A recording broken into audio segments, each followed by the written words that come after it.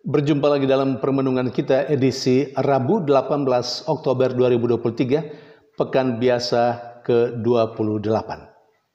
Hari ini Pesta Santo Lukas, Penginjil.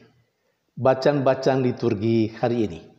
Bacaan yang pertama, dari surat kedua Rasul Paulus kepada Timotius, bab 4 ayat 10 sampai 17a, dan bacaan Injil dari Injil Lukas, bab 10 ayat 1 sampai 9. Kedua bacaan liturgi hari ini menggambarkan kepada kita siapa sesungguhnya Santo Lukas itu. Dalam bacaan yang pertama, Paulus bercerita kepada Timotius tentang siapa saja yang mendampinginya dalam karya pewartaan dan siapa yang setia dalam menemani dia dalam karya pewartaan itu. Beberapa orang disebut namanya. Misalnya Demas. Yang kedua Kreskes. Yang ketiga Titus. Juga disebutkan sebagai teman bagi dirinya, yakni Tikhikus. Dari teman-temannya itu, siapakah di antara mereka yang tinggal setia bersama dengan Paulus? Demas sendiri adalah seorang yang mencintai dunia, dan karena itu dia tinggalkan Paulus dan dia berangkat ke Tesalonika. Lalu kemudian Kreskes juga pergi ke Galatia. Titus pergi ke Dalmatia. Lalu Tikhikus juga Paulus utus ke Efesus. Dan yang tinggal bersama dengan Paulus adalah Lukas. Itu yang diceritakan oleh Paulus kepada Timotius, seperti yang tercatat dalam suratnya yang kedua kepada Timotius dalam bacaan pertama hari ini. Saudari dan saudara yang terkasih, Lukas adalah seorang pribadi yang setia menemani Rasul Paulus dalam karya pewartaannya. Kesetiaan Lukas menjadi kekuatan bagi Paulus menghadapi setiap persoalan hidupnya, terutama yang berkenaan, yang berhubungan, yang berkaitan langsung dengan karya pewartaannya.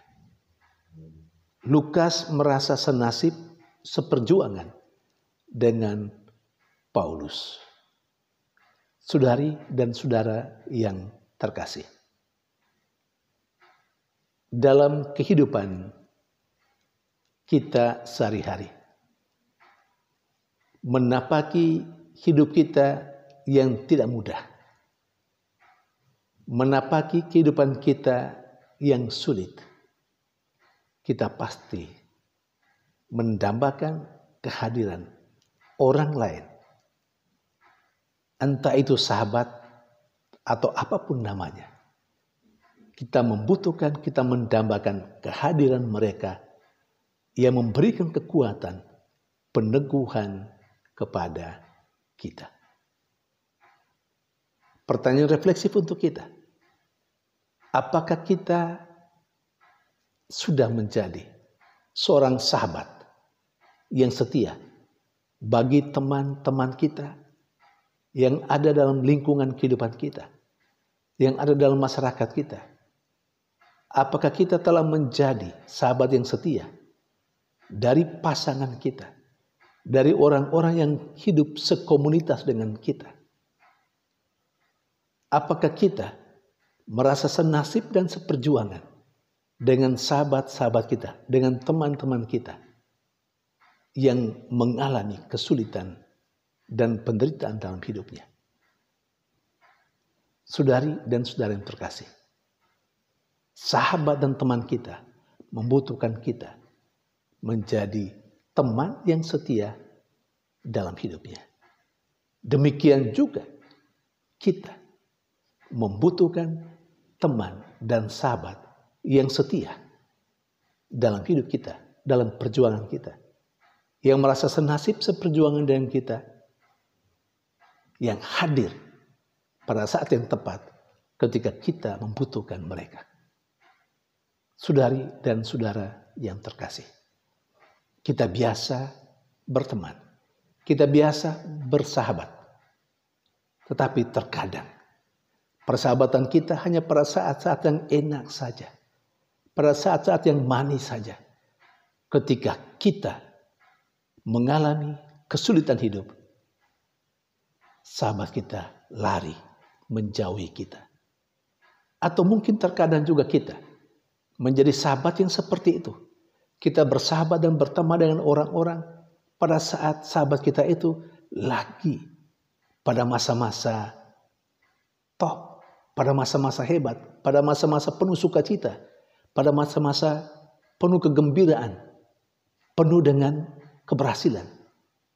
Namun ketika sahabat kita jatuh miskin misalnya, ketika sahabat kita lagi terpuruk, lalu kita akhirnya pelan-pelan menjauhkan diri kita dari teman yang sebenarnya membutuhkan kehadiran kita. Kita menjadi sahabat yang palsu, bukan sahabat yang sejati. Karena sahabat yang sejati hadir untuk temannya, terutama di saat-saat di mana sahabat kita sedang mengalami keterpurukan dalam hidup. Saudari dan saudara yang terkasih, kitalah yang paling tahu kita adalah sahabat yang sejati dari teman-teman kita, atau siapa teman-teman kita yang telah menjadi sahabat yang sejati untuk kita. Lukas telah menjadi sahabat yang sejati, yang setia dengan Paulus. Sementara dalam bacaan Injil digambarkan kepada kita oleh penginjil Lukas tentang Yesus yang mengutus ke-70 murid berdua-dua ke kampung-kampung yang akan ia kunjungi. Jadi Yesus mengutus para muridnya berdua-dua ke kampung-kampung, mendahului kunjungannya terhadap kampung-kampung itu. Dan beberapa poin yang dicatat oleh Lukas. Dan di sini nampak bagaimana penginjil Lukas yang adalah seorang tabib itu dan yang berasal dari Syria itu, dia adalah seorang penulis Injil yang sangat rinci, yang sangat mendetail bercerita tentang Yesus dan kehidupannya serta para muridnya, termasuk pengutusan Yesus kepada ke-70 muridnya berdua-dua mendahului dia ke kampung-kampung yang akan Yesus kunjungi. Pertama, Lukas menggambarkan problematika karya kerasulan. Apa itu problemnya? Kekurangan tenaga. Lukas menggambarkan bahwa tuaian banyak, tetapi pekerjanya sedikit. Untuk problematika ini, Lukas menulis, Yesus mengajak para muridnya untuk berdoa, mohon panggilan untuk atau supaya banyak orang yang mau berkarya, yang mau terlibat untuk menuai pada ladang tuaian yang banyak itu. Dan Lukas juga menulis dengan sangat rinci apa yang Yesus nasihatkan kepada ke-70 muridnya itu. Yesus menegaskan kepada para muridnya, atau Yesus memberikan gambaran kepada para muridnya sebelum dia mengutus mereka berdua-dua.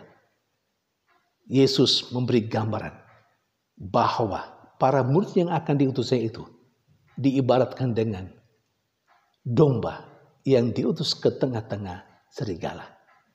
Artinya Yesus mau tegaskan kepada para muridnya bahwa karya perutusan yang ia percayakan kepada para muridnya itu adalah sebuah karya yang penuh dengan tantangan dan kesulitan.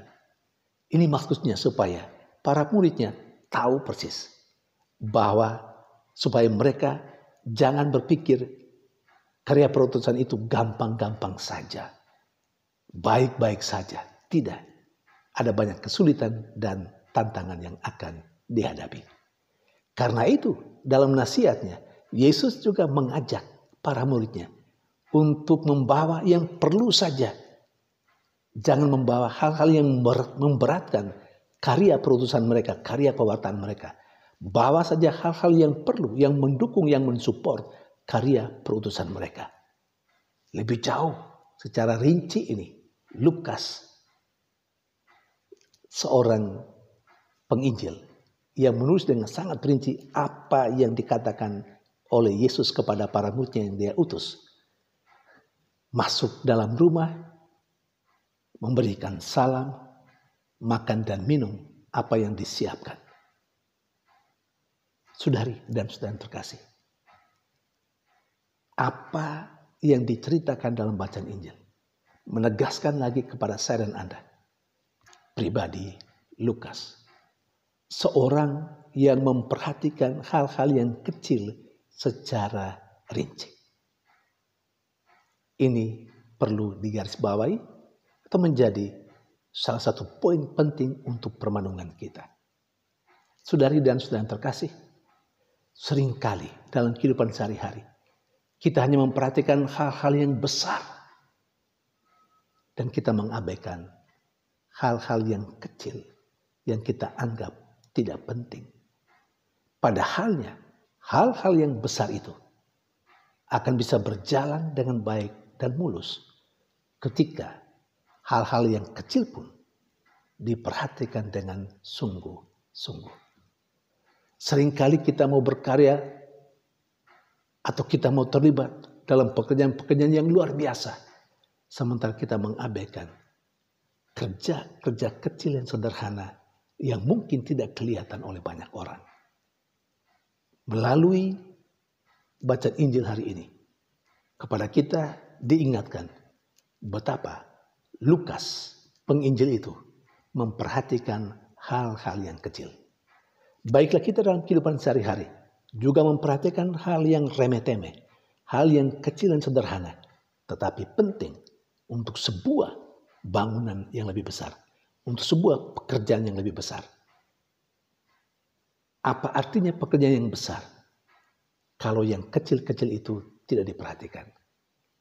Atau apa artinya hebat-hebat yang luar biasa, yang besar, sementara yang kecil keropos? Saudari dan saudara yang terkasih, mari kita membuka hati kita, meresapkan sabda Tuhan yang disampaikan kepada kita saat ini.